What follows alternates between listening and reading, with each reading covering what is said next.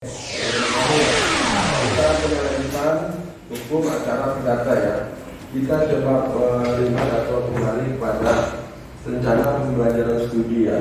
Kalau kita ingat kembali, ini rencana pembelajaran studi kita itu ada beberapa poin ya. Dari ada capaian pembelajaran ya. Ini tujuannya adalah supaya mahasiswa ini bisa berpikir secara kritis, logis dan sistematis, dan mampu melakukan hukum acara di pengadilannya. Kemudian kegiatan-kegiatan kita itu untuk pertemuan pertama ya, kita membahas lagi yang sebelumnya, ada perkenalan antara dosen dengan mahasiswa, kemudian ada perkenalan antara pembelajaran atau RPS. Yang di situ RPS-nya itu yang pertama itu memperkenalkan apa, kalau saya pakai istilah penjabaran fungsi-fungsi sumber hukum acara perdata ya.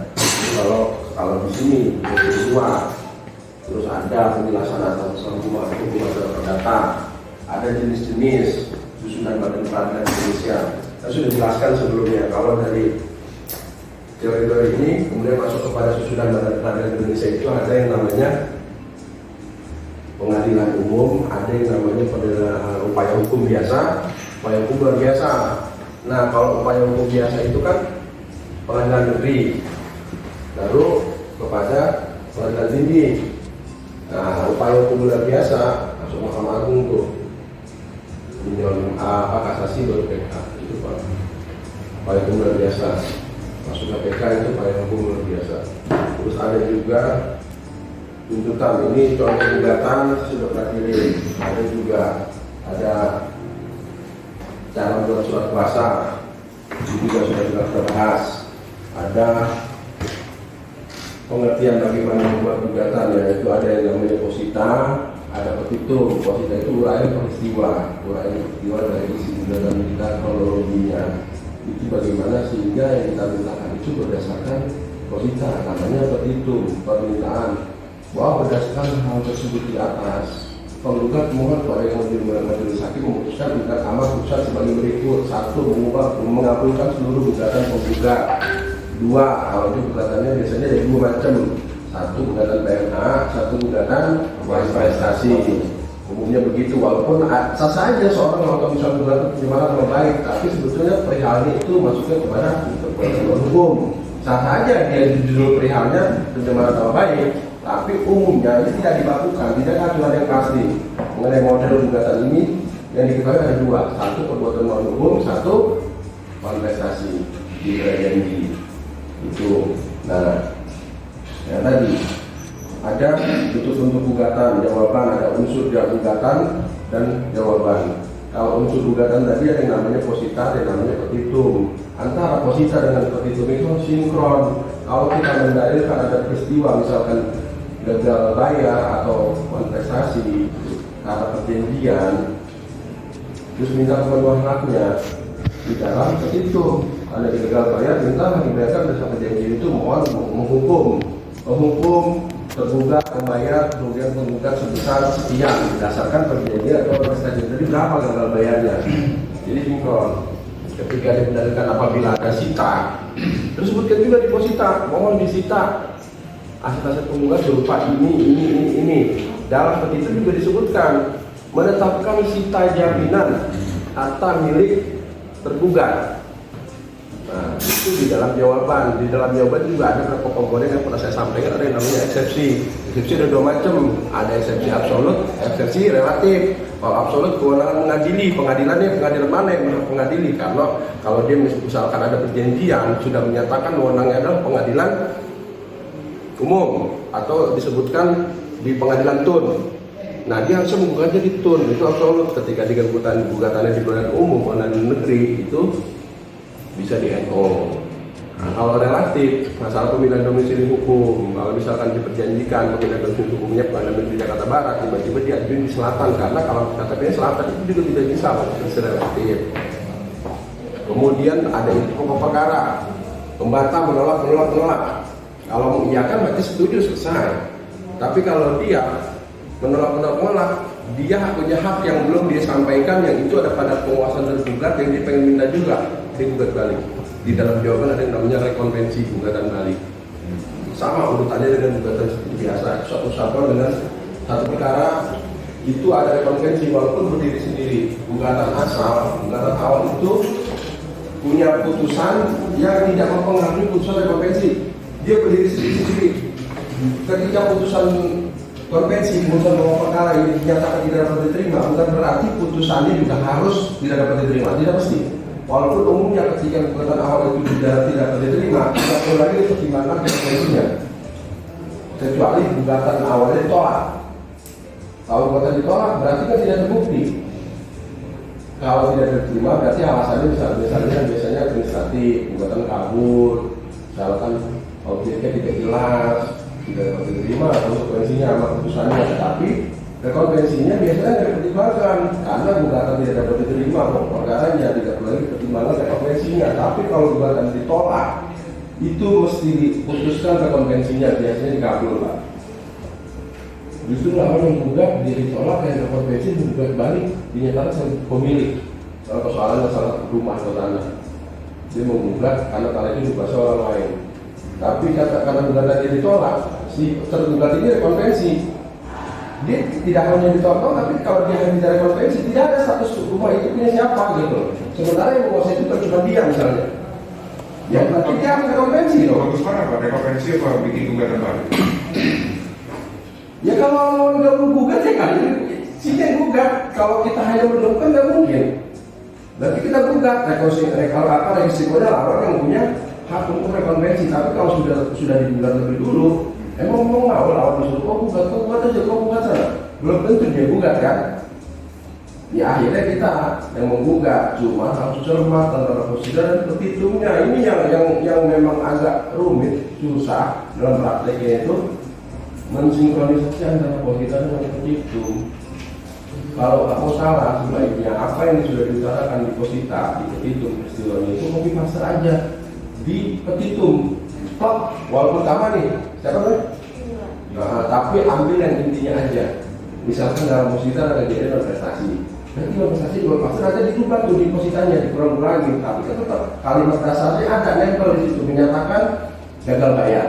Karena sudah didalilkan dalam posita. Kalau kita nggak nyatakan di suatu poin tadi terlewat dalam posita, kita menyatakan meminta lelang karena aset ini dalam penguasaan pihak lain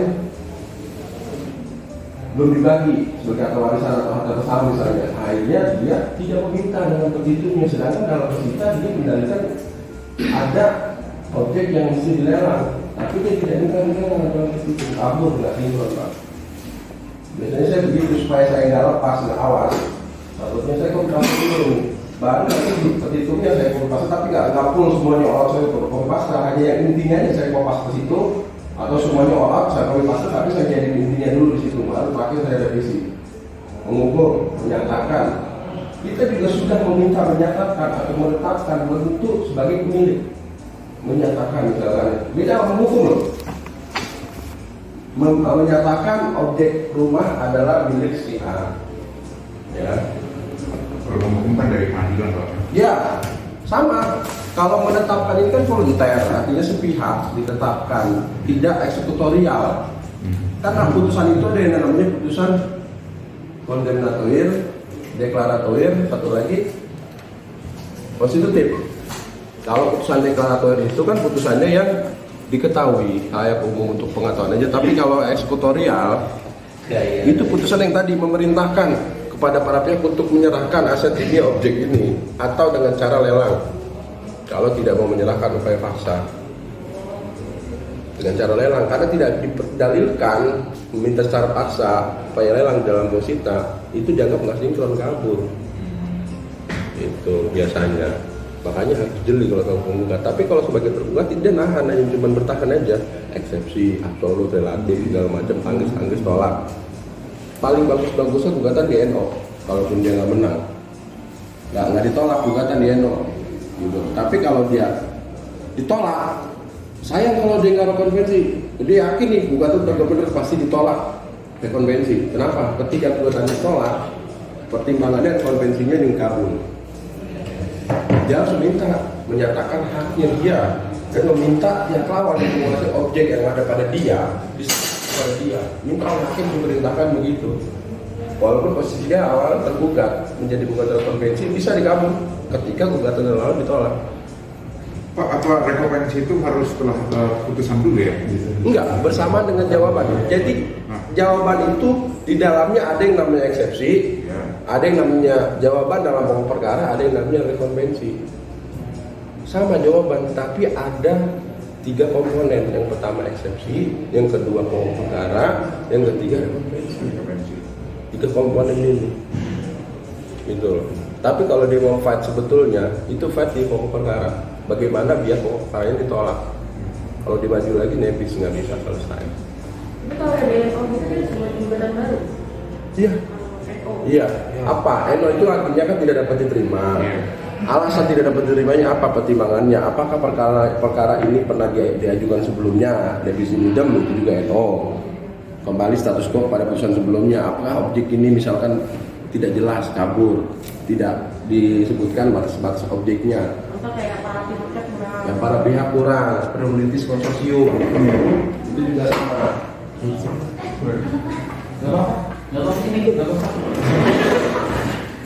Sebenarnya atau bisa juga masih boleh dilakukan dengan lain. Itu beda proses lah ya. Beda. Sebenarnya situasi ini Pak. Oh, karena Ini sebenarnya tidak pakai uang. ya gitu ya. Jadi kalau kembali lagi ke LPS, kita setelah ini itu masuk menjadi tengah semester sudah, UTS sudah. Kemudian masuk lagi kepada pelajaran dari publik. Saya sudah sampaikan sekilas, tapi nanti saya jabarkan lagi baru agendanya adalah pembuktian. Pembuktian baru ada tahapan pembelajaran di pengadilan kalau misalnya ada upaya hukum lanjutan. Banding, kasasi, PK, terakhir baru ada sita. Baru putusannya itu bagaimana sih yang tadi betul-betul putusan apa ya, luar biasa melalui proses dalam pengadilan negeri dan pengadilan agama selesai. TS, UAS. Nah, kita masuk ke sini kan. Apa itu yang namanya replik, apa yang namanya duplik? Pak, jadi sedikit boleh nggak ngomong? Ngomong ya. Pertanyaan pertama, ada hakim dalam memutuskan putusan salahnya dalam konvensi itu bisa tidak berjalan lurus dengan rekompensinya. Artinya misalkan dalam gugatan konvensi, misalkan dalam hadana, si penggugat meminta asuh anak ada dia, sedangkan dalam rekompensinya dia punya dalil-dalil untuk mintanya di tergugat. Nah, apakah hakim itu bisa nggak senada dengan permintaan pada petitumnya penggugat atau petitumnya rekompensi? Bisa apa nggak dia berjalan di tengah itu hakim? Ini pertanyaan pertama. Bisa. Pertanyaan kedua, apakah petitum rekompensi harus lurus atau senada dengan posita lawan? Jadi misalkan di positanya tergugat penggugat itu bicara tentang substansinya A sampai Z, sedangkan dalam rekompensi dia nggak mau lurus dengan positanya atau senada dengan positanya konvensi.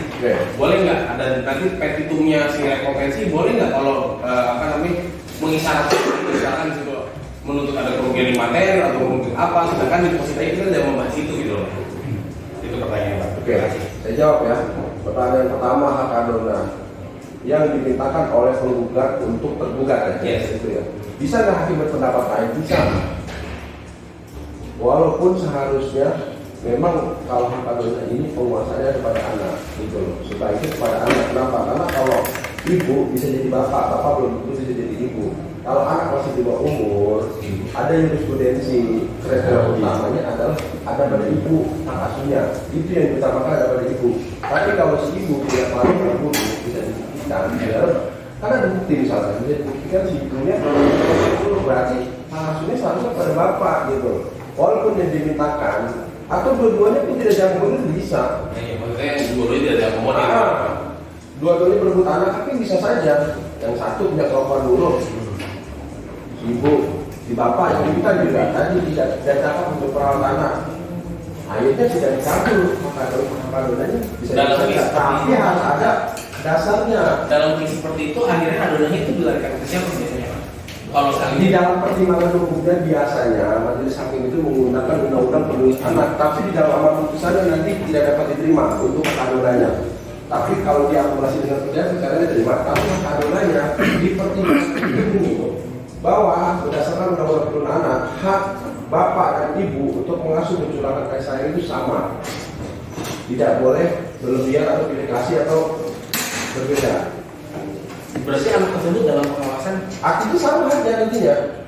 Di pertimbangannya mengacu kepada pasal undang-undang perlindungan anak yang menyatakan bahwa hak ibu dan suami, bapak dan ibunya itu sama untuk mencurahkan kasih sayang kepada anak, tidak boleh saling menghalangi. Itu ada masalahnya. Itulah yang dipakai akhirnya, walaupun di amar putusannya tidak perlu diterima oleh pasal ini pada siapa si B, tapi di amar pertimbangannya kan ada tarik-tarikan. Akhirnya dia ambil, dia dicarilah ketidak ininya hukumnya ini tidak pas sehingga tidak diterima hak asuhnya, tapi dalam pertimbangannya dan karena menurutnya lebih banyak kalau penguasaan si A dan kepada si B juga kalau dikasih juga kurang cakap misalnya, ya dia di tengah-tengah dua-duanya berhak mengasuh secara berimbang, punya hak yang sama atau punya. Itu pertimbangan hukumnya sebelum amar putusan. Orang mengajukan nanti larinya. Jadi sama dong, mau dibawa suami, mau dibawa istri, dibawa penguasaan suami, dibawa penguasaan istri, tidak ada masalah. artinya jawabannya mungkin ya Pak terjadi Mungkin. apabila dia Jalan beda tengah, mungkin makanya undang-undang perlindungan anak hak suami dan istri itu sama, tidak boleh dibedakan. Nah itu yang hak adonannya. Yang kedua tadi masalah petitum rekompensi apakah harus lulus atau senada Oke. dengan posisi awal. Jadi ada jurisprudensi itu yang namanya putusan rekonvensi ini berdiri sendiri, sekalipun dia berbeda dengan gugatan awal, maka itu tidak masalah. Berarti boleh ya? Boleh. Tapi kan objeknya sama, subjeknya sama pihaknya. Kecuali yang digugat orang yang tidak ada di situ pihaknya, itu nggak boleh. Kan harus registrasi dulu. Pihak lain tiba-tiba ditarik ke intervensi nggak bisa ya. Kecuali intervensi, beda lagi. Saya belum jelaskan kalau masalah intervensi nanti. Ini dulu, kalau dia sama pihak lawan, misalkan suami istri yang dipersoalkan adalah begini. Si suami menggugat istrinya menguasai rumah sama mobil, tapi si istrinya konvensi harta bersamanya bukan cuma rumah dan mobil, ada lagi villa, misalnya ada lagi hotel, digugat balik, tapi terhadap objek yang sama terhadap suaminya. Dia hanya bisa dibagi nanti pada penguasaan saya saja, hanya rumah dan mobil yang dikuasai anak-anak saya dan anak-anak, rumah sama mobil sama istrinya juga menggugat balik. Itu kan masih ada harta yang lain, villa misalnya, atau ada apa tadi itu barang-barang yang lain, tanah, digugat balik. Cari saja, tinggal siapa yang bisa membuktikan dan siapa yang mendalilkan itu punya beban untuk pengertian. Nah, dalam case misalkan baru gini gitu, dalam case baru gini, beban utang itu muncul sebelum pembagian golong ini atau muncul setelah pembagian golong ini? Gini, jadi kalau utang itu muncul itu, namanya utang. Jadi segala yang timbul akibat ada perkawinan ini kan kongsi namanya, apa namanya persekutuan atau kesepakatan untuk menerima segala konsekuensinya secara bersama, baik itu hak maupun kewajiban. Artinya ketika dia punya kewajiban, walaupun yang utang istri itu juga utang suami. Ketika putus perceraian, utang ini juga harus dibayar, bukan cuma katanya yang dibagi, utangnya pun dibagi. Utang itu dibagi sebelum pembagian harta atau dibagi setelah pembagian harta? Itu teknis, terserah. Dalam pengadilan in case Kalau kan digugat nih, ketika ada gugatan seperti ini, minta dibagilah rumah ini. Tapi karena rumah ini dijaminkan kepada bank tanggungan, ada utang. Yang utang itu kewajiban bersama, tapi dibayarkan oleh suami. Saya beri kasus begitu satu sampai ingkrah. Akhirnya utang ini juga dibayarkan kepada kedua belah pihak. Katakanlah utangnya 800 juta nih. Harta bersamanya rumah ini harga 3M. Artinya rumah ini yang 800 juta dibagi dua kan 400. Utang 300. Yang 300 dibagi dua lagi 150. Teknis jatuhnya. Artinya kalau kayak begitu, kalau dibagikan ketua pengadilan mungkin banget ya Pak terjadi apa namanya gagal bayar kah, atau Mungkin, tapi kan punya kekuatan eksekusi. terhadap harta bersama itu. Iya, kalau sudah dinyatakan sebagai harta bersama, hukumnya harus dibagi dua. Dalam case misalkan si pasangan tidak mempunyai harta bersama tapi memiliki hutang, Hutang dibagi dua juga. hutangnya dibagi dua juga. Iya. Lalu apa yang mau dieksekusi Pak kalau gitu Pak? Kalau hutang ini kan Dia nggak punya harta nih. ada pasal ini berkaitan dengan bagus pertanyaannya. Kayak kalau di kepalitan pasal 13 pasal 1331 kalau nggak salah. Segala kewajiban segala utang itu menjadi kewajiban debitor, baik utang kewajiban itu untuk bayar utangnya dari harta yang ada atau yang akan ada. Itu makanya perlu namanya sita jaminan. Di situ biasanya kita di sita jaminan atas harta debitor atau tergugat, baik yang ada maupun yang akan ada.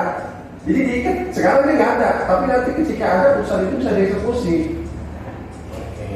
Sekarang ini nggak ada nih untuk bayar utang nih, tapi kan ada keputusan tadi baik yang ada ataupun yang akan ada. Itu mengikat tetap.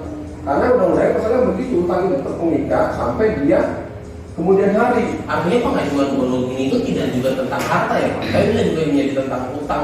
Utang bodong ini ya Pak. Iya kan kewajiban. Artinya misalkan dalam satu rumah tangga si istri yang mempunyai utang misalkan asumsikan 10 miliar gitu. Lalu udah gue cerai itu juga berhak 10 miliar itu bisa menjadi hutang gonogini yang bisa dibagi bersama setelah pernikahan ya? Iya, cuman gini ya. Menjadi kewajiban bersama setelah pernikahan. Harus dipisahkan, dibedakan. Gonogini ini berbeda dengan pemberian dan warisan. Ya, betul. Harus dipisahkan. Kalau itu dasarnya adalah uang dia harta bawaan, itu bukan harta bersama. Misalkan harta warisan dari orang tuanya, atau pemberian secara pribadi hasil perkawinan misalnya, dijaminkan menjadi utang. Itu bukan. Nah, itu beda, itu hak dia. Kecuali ada juga dalam keadaan si istri ini tidak mestinya minta persetujuan ya bahasanya, cuma dalam praktek jarang dilakukan. Ketika istri minum duit, nggak ngomong ke suami, logikanya itu tanggung jawab istri. Kan nggak pernah ngomong ke suami, nggak pernah minta izin, lalu ngomong sendiri. Iya. Tetapi dalam rumah tangga ini kan kedua-duanya punya kebutuhan masing-masing nyampur. Nah, kalau istri nggak ngomong, kebutuhan itu yang didapat itu untuk memenuhi kebutuhan keluarga juga. Ya oke, lu kan lakuin, tapi si istri nanti namanya nafkah terutang. Ya konvensinya si istri, dia minta si suami bayar itu sebagai utang kepada dia, karena itu adalah nafkah. Utang dia kepada orang lain ini, walaupun tidak sendiri oleh suami, itu kan sebagai nafkah. Yang kewajiban suami tidak dilaksanakan, sehingga istri berhak untuk meminta. Karena itu nggak kasih nafkah, tapi pinjam pakai buat kebutuhan keluarga. Kalau dia nggak mau ganti, dia gugat. Nafkah masa lampau, hadiah atau berutang sama hadiah. Ya, pernah ada kasus gitu. Ya Pak, ganti saya mau tanya, sembari ngerekam. Kalau saya mungkin tanyanya yang datar-datar saja, kalau teman-teman mungkin udah paham. Saya cuma di sini pengen dijelaskan apa sih rekompensi itu.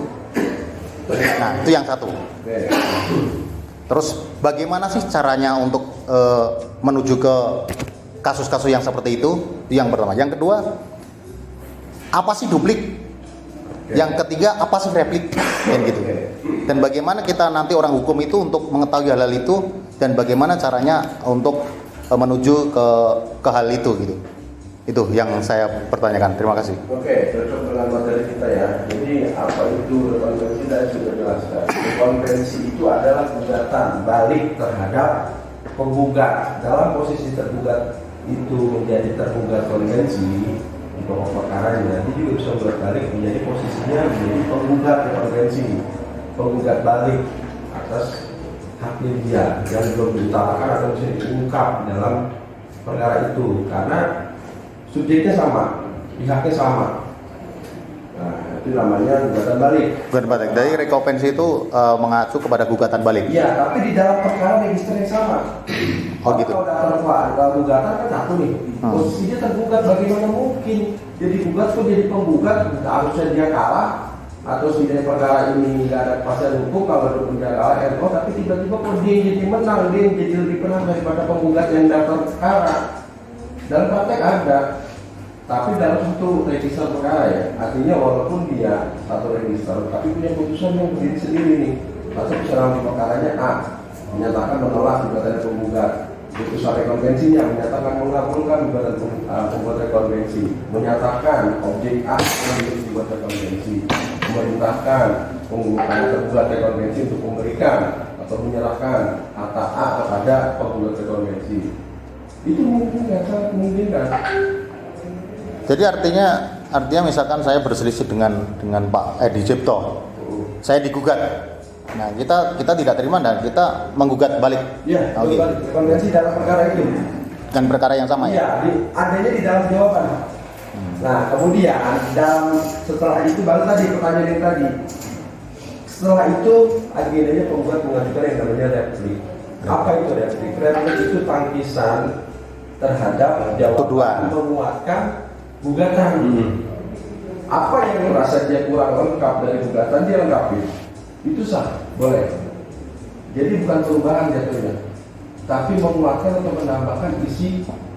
Misalkan dibantah nih dalam jawabannya, tergugat menolak dalil penggugat pada poin 3 yang menyatakan bahwa objek adalah milik dia pribadi karena diperoleh dari orang tuanya. Disampaikan lagi, tidak betul karena perolehannya itu sebagai perkawinan berdasarkan akte jual beli nomor sekian tanggal sekian. Perkawinannya 99, dia belinya 2000. Ya, tapi menurut saya itu dari warisan. Buktikan, sampaikan bahwa memang itu apa harta bersama. Karena kenapa? Perolehannya itu sama-sama perkawinan. Nah, itu menguasai gugatan. Namanya replik, kemudian dibantah lagi oleh namanya duplik. Tapi kalau dalam dia posisi replik, penggugat kan jadi tergugat rekonvensi ini. Nah, tadi penulis, saya harusnya nulis ya mana? Dikeluarkan itu bulan ya. Gak apa-apa. Berarti replik dari penggugat, duplik dari tergugat gitu Pak ya? Ya, dalam posisi misalkan penggugat itu di rekonvensi itu menjadi tergugat rekonvensi di replik nih, replik penggugat menjadi tergugat rekonvensi dong, tergugat rekonvensi ini penggugat asal ini. Dalam duplik ini tergugat rekonvensi menjadi penggugat dong, penggugat rekonvensi kan kebalikannya.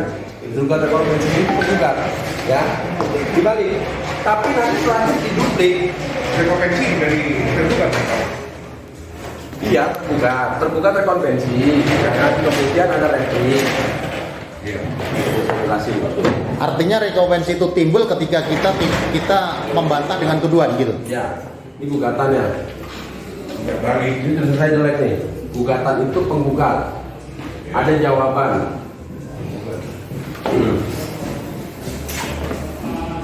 Ada jawaban itu tergugat. Tapi di dalam jawaban itu ada eksepsi,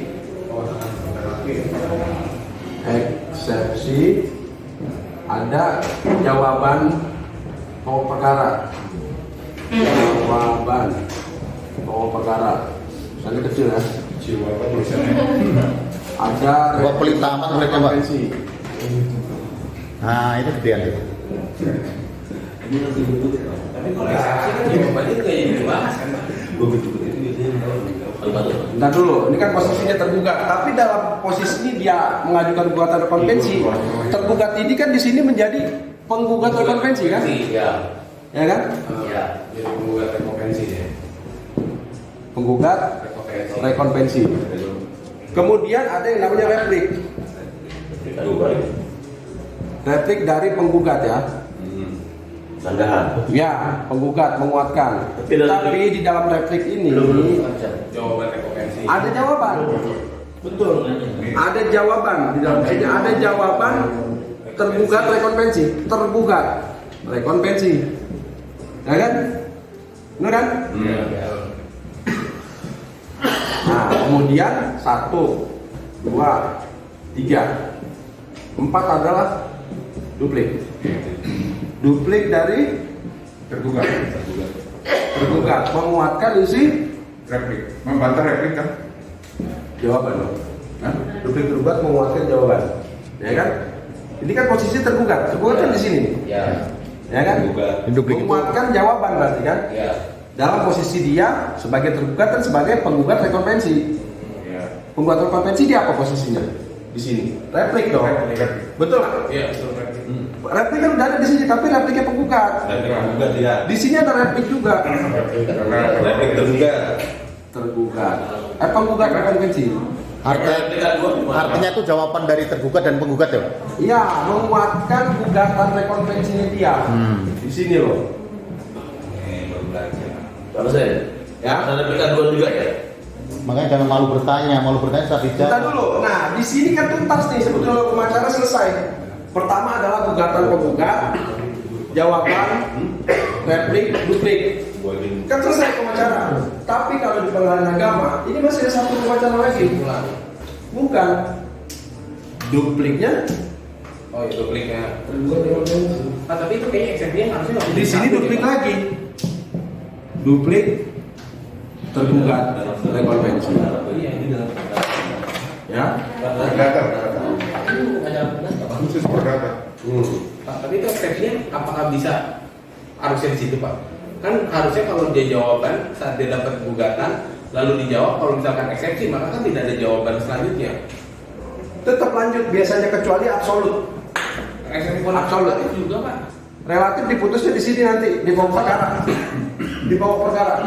Kecuali kompetensi absolut. Kalau absolut langsung putusan celak.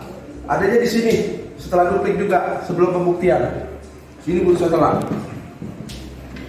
Putusan celak. Absolut ya. Itu kalau absolut Pak. Kalau eksepsi kewenangan relatif, Biasanya enggak. Kalaupun ada, kotak di sini baru bukti. Bukti P, surat. Bukti T, surat. artinya kalau Saksi. misalkan dari gugatan Pak, lalu ada dijawab sama pihak lawan dengan eksepsi kewenangan relatif misalkan. Apakah itu berlanjut Pak? Gugatannya, replik duplik? Kalau dikabul, absolutnya dikabul. Enggak, kewenangan relatif ya nanya. Oh. Gugat jawabannya dia nggak jawab, tapi dia malah memberikan eksepsi kewenangan relatif. Oh. Apakah pengadilan meneruskan Terus. replik dupliknya? Terus. Kok sih dalam perkaranya 2 kali ya Pak? 2 kali pernah ada 2 perkara di eksepsi kewenangan relatif. Langsung yang dibahas malah eksepsi tentang kewenangan relatifnya. Langsung Sampai ke akhir, satu. langsung masuk ke satu. Bisa juga. Wah, itu optional. Enggak opsional, itu wewenang hakim. Oh, nah hakim. Wewenang hakim untuk memutuskan apakah dia menganggap eksepsi absolut dan relatifnya ini relatif ini berkaitan langsung dengan objek dengan gugatan pokok perkara atau terpisah. Kalau dianggap sama dengan ini eksepsinya, ini sudah terakomodir di dalam pokok perkara, biasanya di putusan akhir. Tapi kalau dianggap ini bukan satu kesatuan atau terpisah dari objek perkara, Diputus lah. diputus lah. Oh iya, oke. Siap, Pak. Pak, ini udah 30 menit. Udah. Dia namanya Apa izin Pak? Izin Pak, Pak.